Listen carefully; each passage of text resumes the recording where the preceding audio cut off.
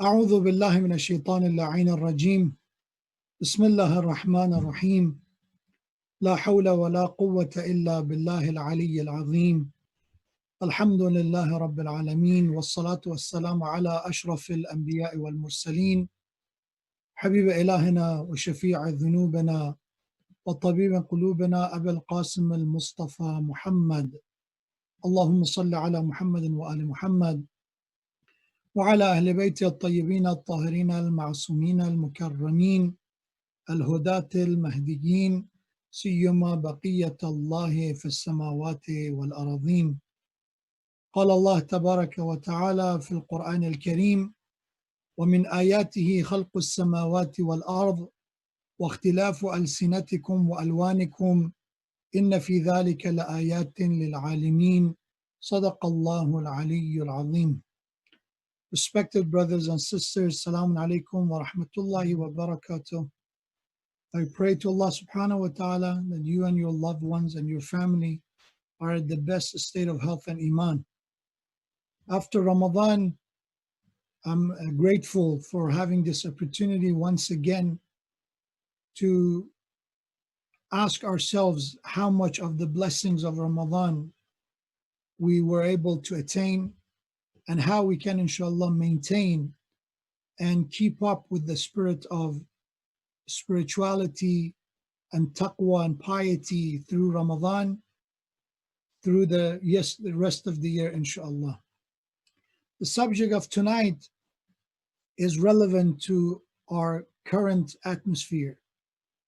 As you know, the political climate and a nationwide protest erupted across America and even across the world almost 10 days ago after an unarmed black man by the name of George Floyd was killed in the hand of the police when he was basically under the knee of a police officer, and as he was begging for his life and an ability to live, and as he was keep saying, "I cannot breathe," which that video and that moment itself is heartbreaking. It's sad, and at the same time is outrageous for human beings to ignore the call and plead for help and their constant reminders that there are a lot of injustice. This is a constant reminder that people, when we mention and they mention the name of George Floyd, is not only about one person. Rather, we're talking about a systemic racism that unfortunately it's widespread across the system, which contributes to racial injustice, racial inequality, social bias, racial profiling, and so many other form of disparity and injustice that has been applied and been imposed on minorities, especially Black Americans. So when we look at the Islamic teachings that we have from the teachings of the Ahlul Bayt and from the teachings of Quran, unfortunately our actions and our priorities are not aligned with the teachings of Islam. When we have so many centers, alhamdulillah, that's a blessing. But at the same time, these centers are sometimes exclusive to a certain culture, a certain ethnicity. And when we come on the minbar and pulpit, we talk about being inclusive and open to all and every believer. And there are, alhamdulillah, there are some good works also done about this. But at the same time, it's not enough. That the roots of racism, which it comes from this sense of feeling that you're superior in somehow.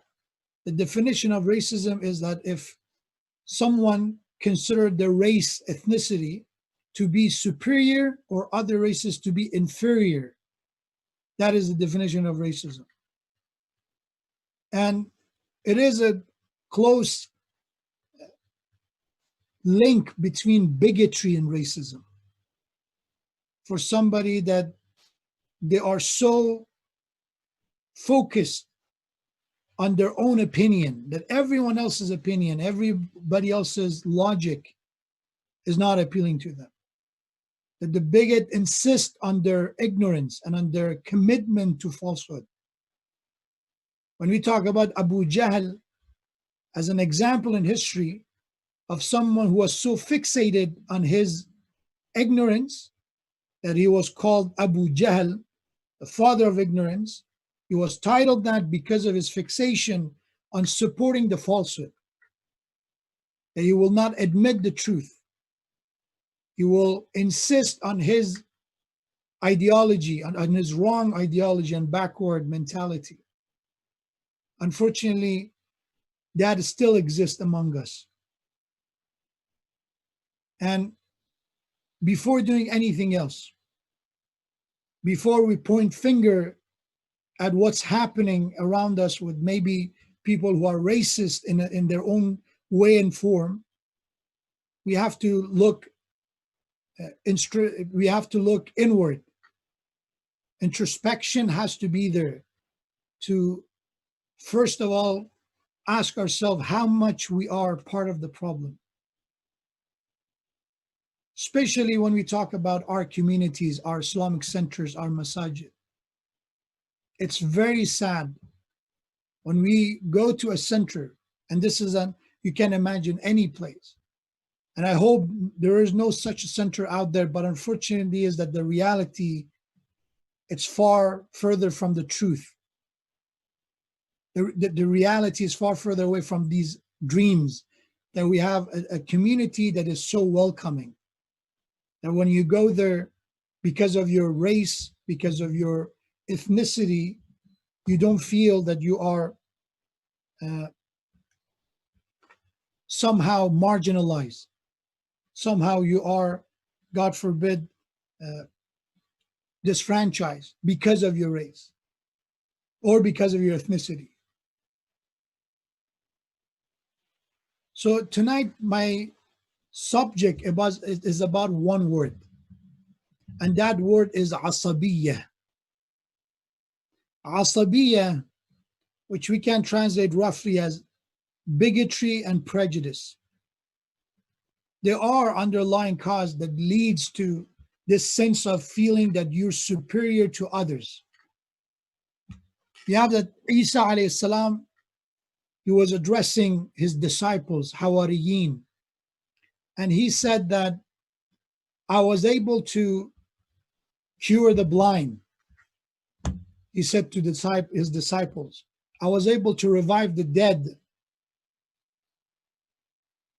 But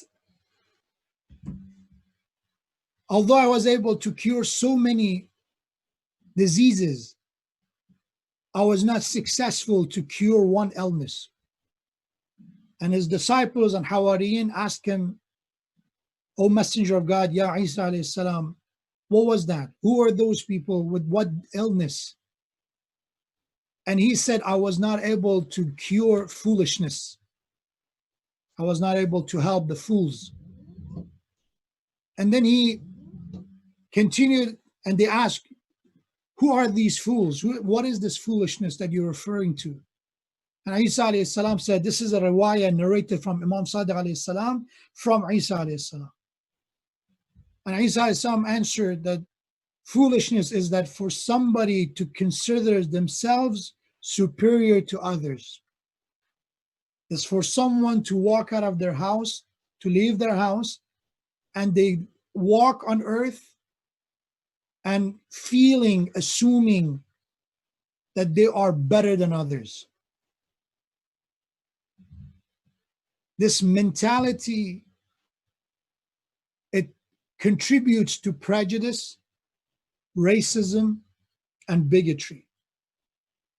And people said, yes, prejudice is a very legal term they use, is short-term effect. But any form of discrimination, you look at the cause roots of discrimination is based on bigotry or prejudice or racism. In the teachings of the Holy Quran, that mentality is being condemned since beginning of creation of Adam alayhi salam. When you look at the story of Shaitan, Allah subhanahu wa ta'ala said that Shaitan failed to obey God because he felt that he was superior to Adam. As Quran says that when he was asked, قَالَ مَا مَنَعَكَ أَلَّا تَسْجُدَ إِذْ أَمَرْتُكَ, what did stop you from prostrating when your Lord commanded you to do so? What was the reason you failed to follow this order? But we have in riwayat that he worshipped God for 6,000 years. We're never going to be even close to Shaitan in worship. For 6,000 years you worship God, you obey God, and then once you decided to disobey him, what happened? And he said, قَالَ أَنَا خَيْرٌ مِّنْ. He said, I am better than Adam. Remember, Shaitan didn't say I'm better than God. He believed God is superior. He had the certainty in the power of God. But when it came to another creation of Allah, he considered himself superior. So it could happen to all of us. We could be culprit in this. That I worship God, I do my prayers, I give my zakat and khums, I go to Hajj, and at the same time I feel that because I'm from this country, because I am this ethnicity, this race, I'm better than another race. That could happen. And that itself is a disobedience to God's command that Quran said, Inna akramakum indallahi atqakum. The noblest of you, the best amongst you is the one with, when it comes to the content of their character, when it comes to their virtue and taqwa. And for somebody to ignore that, it's a clear sign that they're not following the command of God. That the respect and honor and value and worth is based on character. It's based on how your character resonates with the divine.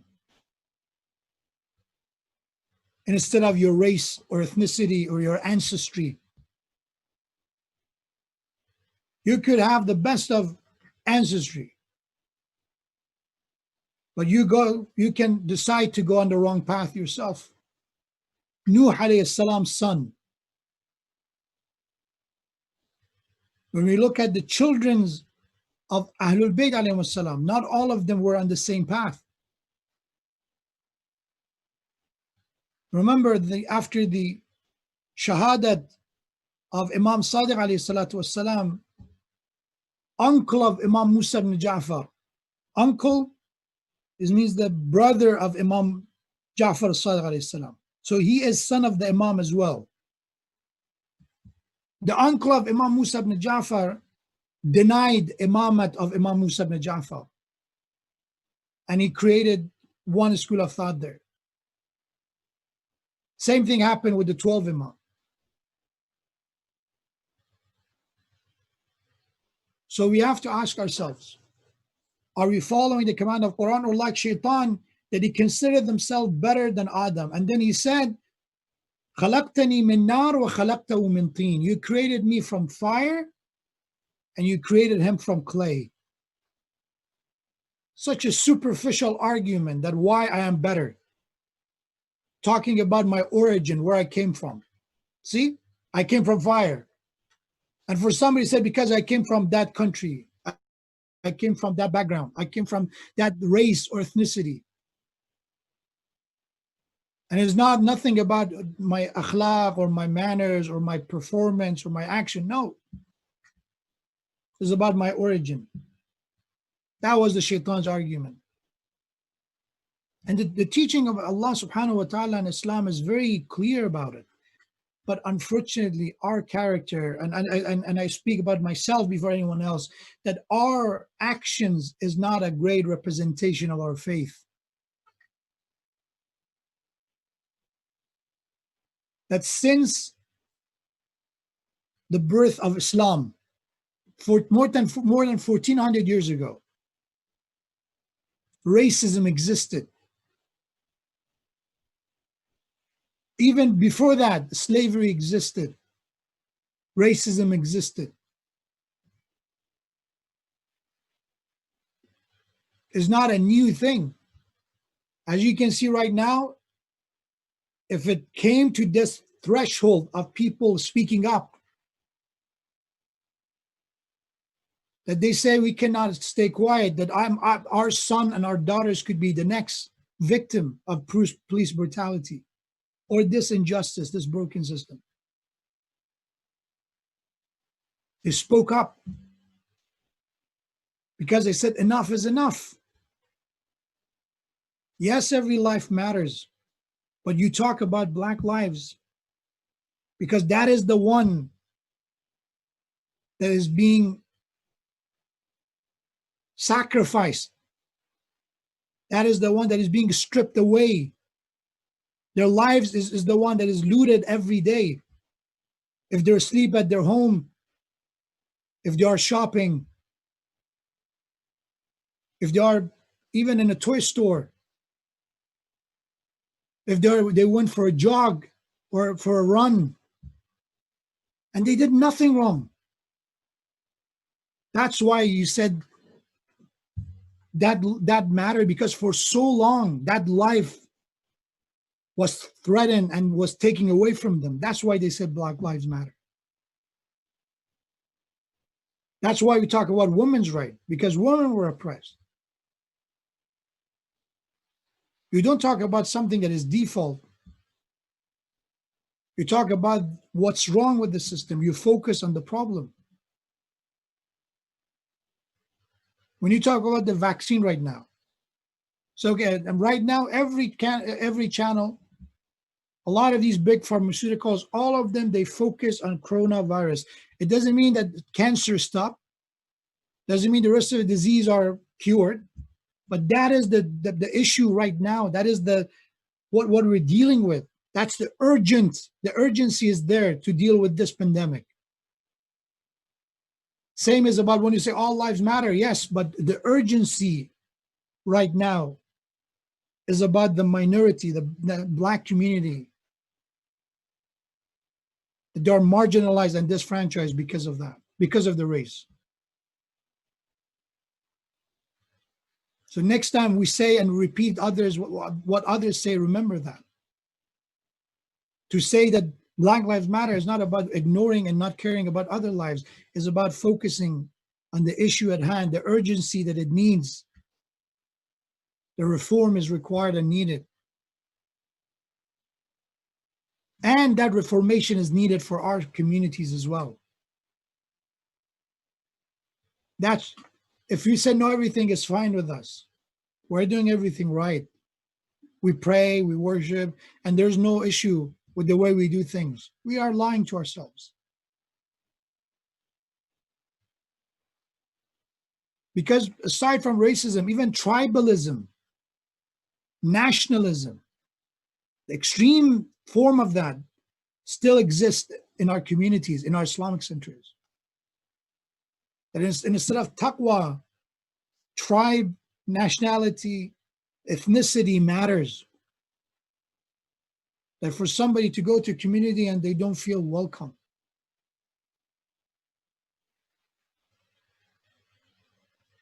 That when our reverts and converts, when they go and participate in a religious ceremony, in Muharram Majalis, in Ramadan program, in the time that we had that opportunity to actually physically participate,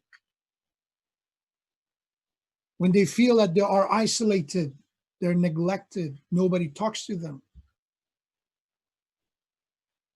Alhamdulillah, if you remember, even before all this, there was some great initiative from having people from our Black community speaking in our centers. These are good things, but they're not enough. These are not enough. We need to understand the future of our faith is depending on this. To have a community of mu'mineen together. We are already a minority. And if because of racism, we divide ourselves even further down and become even a smaller minority, that is undermining our values as a Muslim and forgetting our principles as a Muslim. And even strategically, that's a bad move, because you're getting smaller and smaller. It means you will not be able to survive anymore. You will not have enough participants, enough volunteers, enough work. You're not diverse enough. And then even going further down, that was one being race, based on race, and then you go down, even the same race, then you do it based on nationality. Only people from this country can go to this center. This is for this kind of nationality. Then you make it even, you break it down further, smaller even. And we know that the power is the power of unity, of coming together. And as a follower of School Ahlul Bayt, as a follower of Prophet and Islam, if we don't have that unity, when are we going to find it? So what is the solution? Solution number one, I mentioned that in Farsi speech last night. Inshallah, remember on Fridays on 9 p.m. we have a Farsi speech for those who are catering the need of those who probably don't understand English or is not suited for them. And on Saturdays at 9 p.m. we have the English program.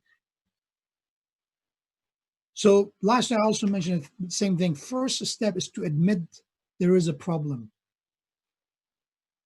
We cannot deny it. Denial is the worst thing we can do.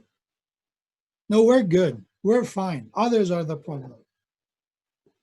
As long as that is our approach, we will not be able to remove and fight and combat prejudice, racism, and bigotry. First, we have to understand it. Secondly, try to speak up against it with akhlaq, right away. Without disrespect, not try to fix something with breaking something else. Remember, goal does not justify the means. Regardless how noble your goal is to fight racism. Your goal is to fight bigotry. Your means, the path and the road to reach to that goal has to be noble as well. You cannot commit a wrong to fix another wrong. You cannot steal to help the poor. You cannot undermine akhlaq and adab and etiquette in order to teach someone about, that why they're wrong, why they're what they're saying and their attitude or their mentality is a racist mentality. That's not going to happen. Remember that the approach and the method has to be right. At the time of Rasulullah, a group of people came to Prophet, said, "O Messenger of God, we will believe in you and we will support you." And that was a time that Muslims were in a minority. And this tribe, big tribe, they said, "We will give our allegiance to you and we will support you against any military and attack against your enemies. But we have one condition. That one condition is to leave us to continue our worship of our idols. Leave us be for a year, but we will be with you. Accept our Islam with a clause, with a condition, contingency."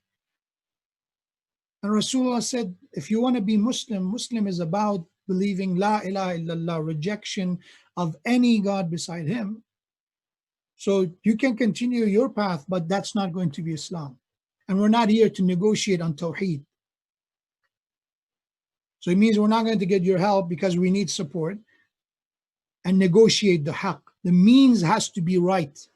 Even if the goal is for the mazloom, for the oppressed, to be elevated, to get their rights back. So step number two, after, as I said, admission, recognition, accepting the problem. Secondly, is to take steps to resolve it with proper akhlaq. To do amr bil ma'ruf and nahy anil munkar when we see racism, when we see bigotry. So if a young guy comes to your circle of youth and they're not from the same country as you, Don't let that mentality come to you. Oh, he or she is not Iranian. She's not Persian. She's not Afghan. She's not Pakistani. She's not from Lebanon. She's not from Iraq. And that stops you from having a proper and productive conversation with them. If that is the reason it stops you from having a conversation, that is the prejudice, that is the racism, that is the bigotry that's stopping you from that. So that is step number 2. Try to speak up. If somebody is being shunned, bullied because of their race, because of their nationality, because of their ethnicity, speak up, condemn it. That is the way forward, my dear brothers and sisters. If you want our communities to flourish, if you want we be able to have schools, which is a necessity for our time, for our next generation. If you want to have communities filled with, inshallah, presence of our youth, more than before, that is the way forward. Exclusivity is going to make it worse. It doesn't mean we're going to let somebody come and hijack the message and say whatever they want. No.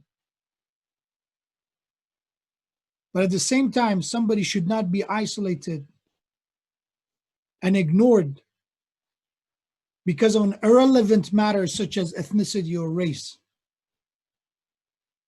Imam Ali alayhi salatu wasalam talks about asabiyya, prejudice, and bigotry.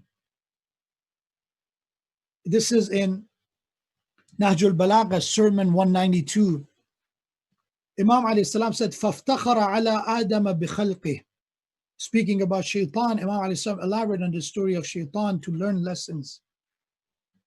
Said he started boasting to Adam. Shaitan boasted to Adam because of his creation.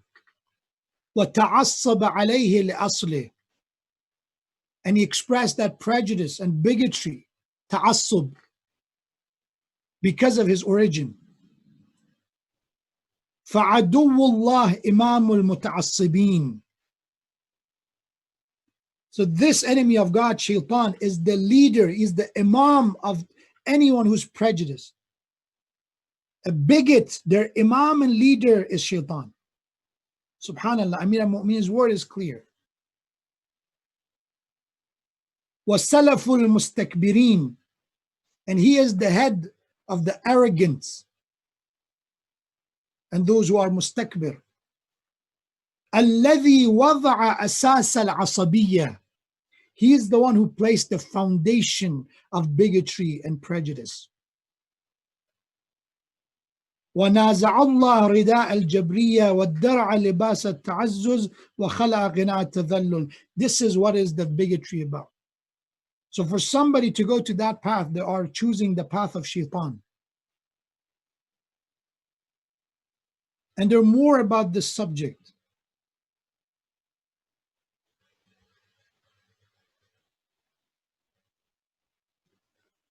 One more tradition that we can see the importance of dealing and fighting and combating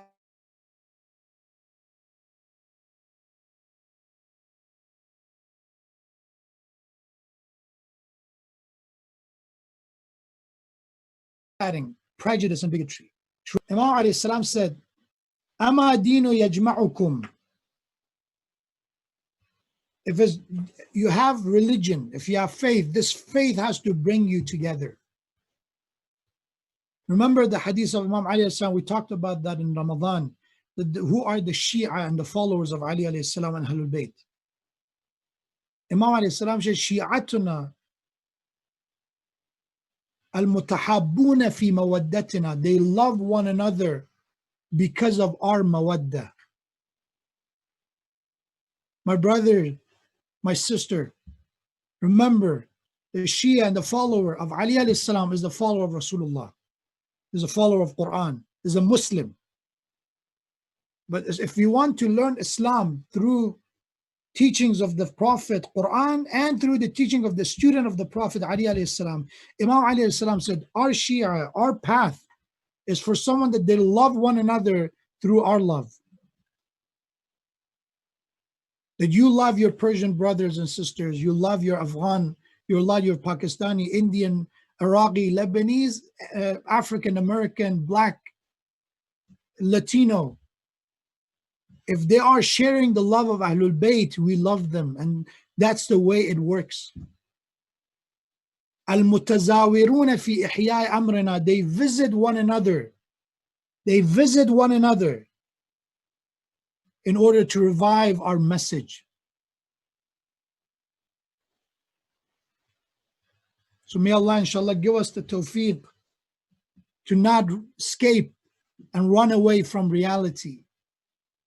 That bigotry unfortunately exists, and we could be a culprit, we could be responsible for it.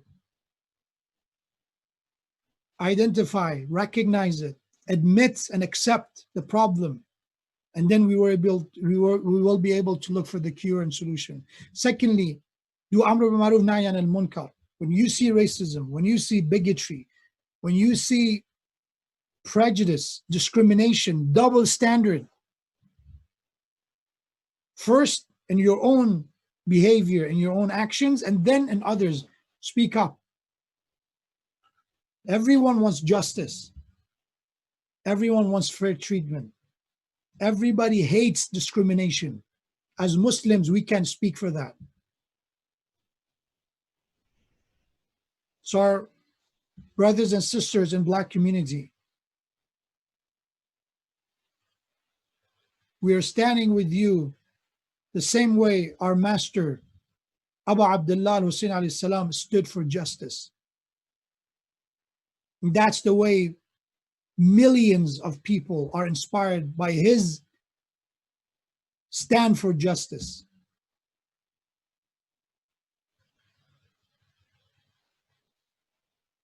And remembering the ayah of Quran that even one innocent life,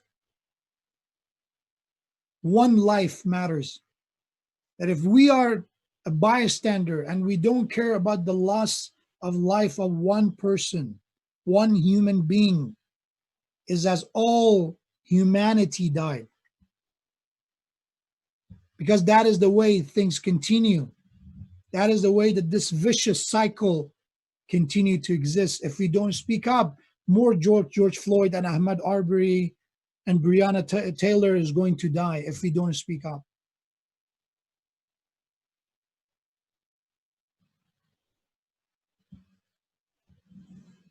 May Allah inshallah give us the tawfiq to support the Mazloom, contribute to those organizations who are supporting the Black community.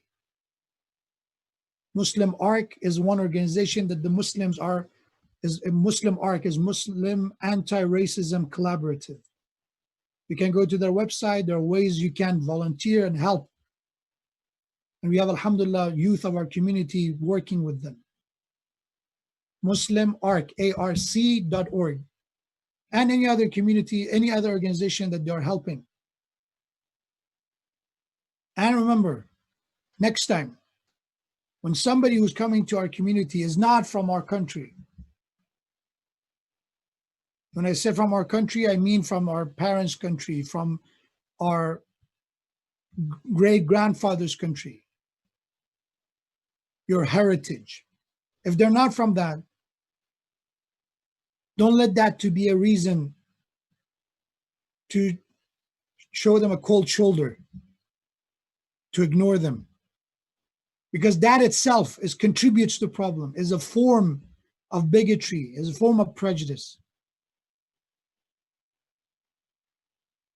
May Allah subhanahu wa ta'ala grant us the tawfiq of dealing and fighting injustice in any shape or form.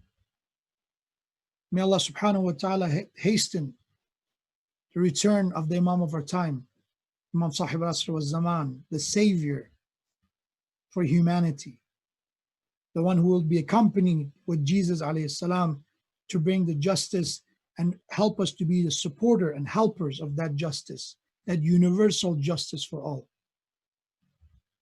Inshallah, now we go to questions, if you have any. So if you remember our platform we used for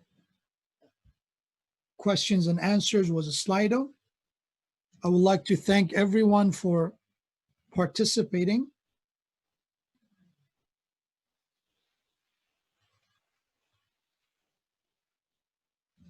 So they asked the question that with the recent events, I cannot think otherwise that occultation of our Imam is ending. I know I'm not ready.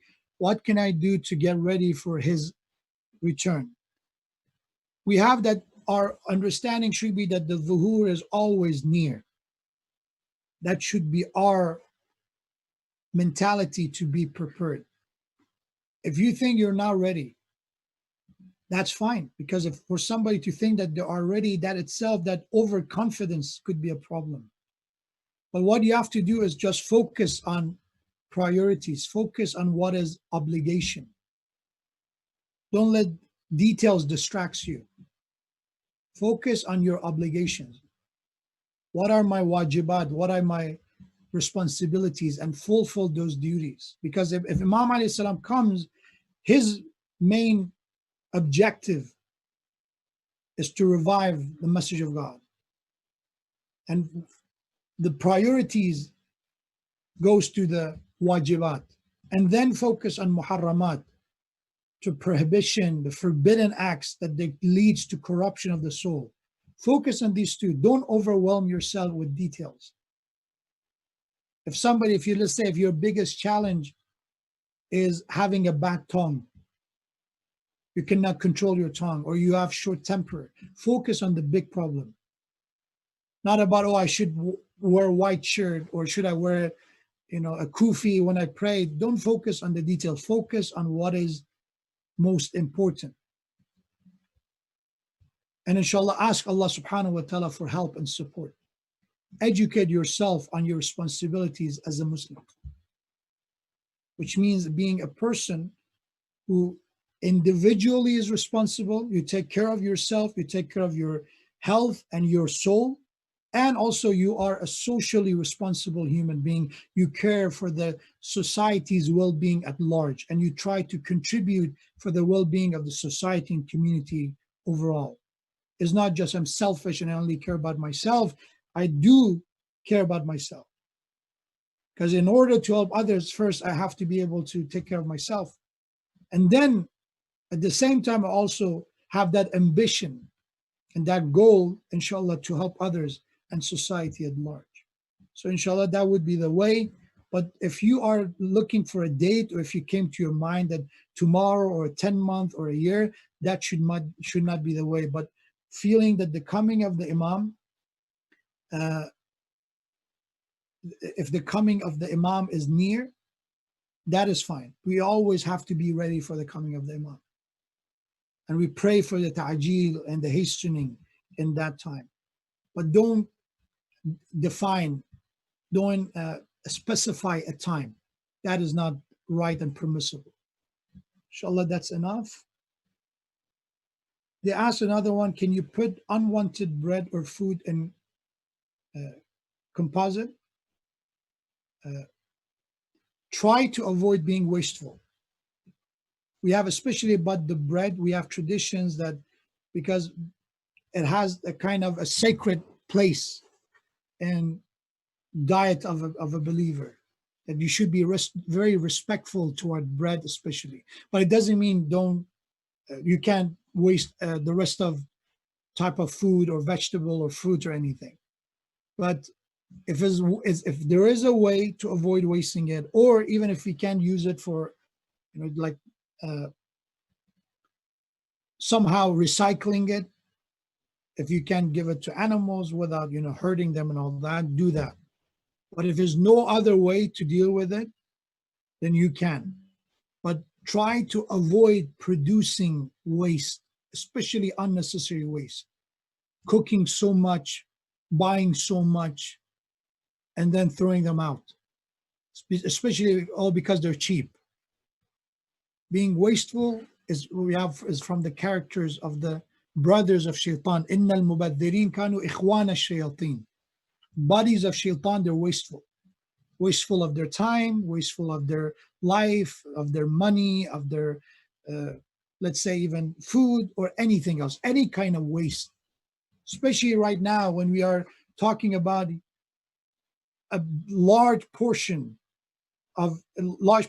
of humanity, they're suffering from the shortage of food, and then you have literally billions, billion tons of food is going in waste annually in different continents in the world. So avoid it, especially don't throw it out when it comes especially to bread. We have tradition about it, to pick it up from the ground, to don't disrespect it, don't throw it in a way to kind of ignore the sacredness of especially the grain when it comes to bread. We have tradition about picking it up from the ground. Don't let it be in the road. Don't walk on it. These things are being said. So, but in general, being wasteful is not permissible. Is not permissible. So try to live a life, find that balance, that what we call equilibrium of how to be, you know, in a place that we have enough, that is not a shortage, but at the same time, we're not overdoing it either. Okay? So inshallah, these are the only questions I have. If you have any other questions, we will have Q&A in the coming weeks. You can post more questions. We'll try from next week to leave it open for a while. So if anybody wants to post more questions, they can. Thank you so much for tuning in tonight. Once again, I would like to remind you that on Fridays at 9 p.m., we will have a Farsi program for those in need of probably that language, for people who are their English is deficient and is not basically useful for them to participate in an English program. And then on Saturdays at 9 p.m., we have our English weekly program. Is a collaboration of two communities. We are doing a collaboration with Masjid al-Nabi and Masjid al-Rasul. And for this is an opportunity due to coronavirus, we have this situation.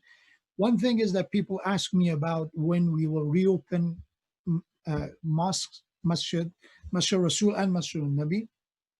Let me tell you, there have been meetings with healthcare professionals. We had a meeting with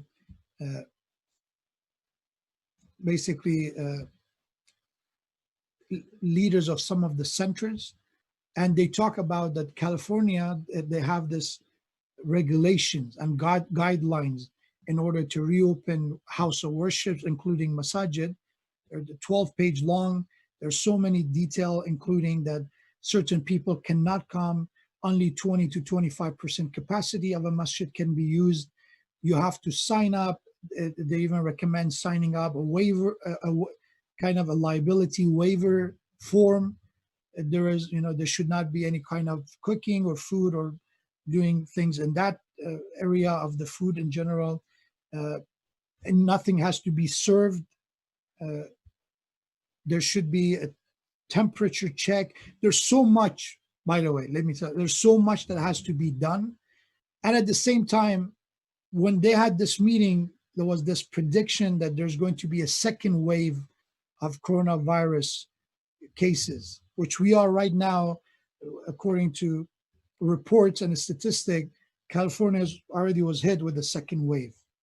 So when they were talking, it was just a prediction. Now is actually happening.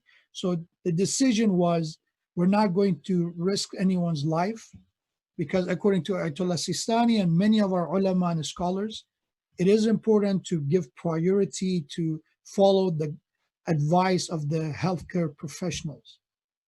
And if they're advising to avoid close encounters and having programs in a closed space area, because a lot of our masajid don't have that space to have it outdoors, especially at night. So the guideline is that you have to be prepared that if you have it in a masjid, there's the chance of people getting infected and transmitting this virus is higher. So we are following the healthcare professionals' guidelines, as well as our Maraji and Mujtahideen's ruling that if God forbid even one person life, let's say if somebody was not careful enough and they were careless and they infected someone and that person, God forbid, was harmed because of that virus, they're responsible for that harm that they caused.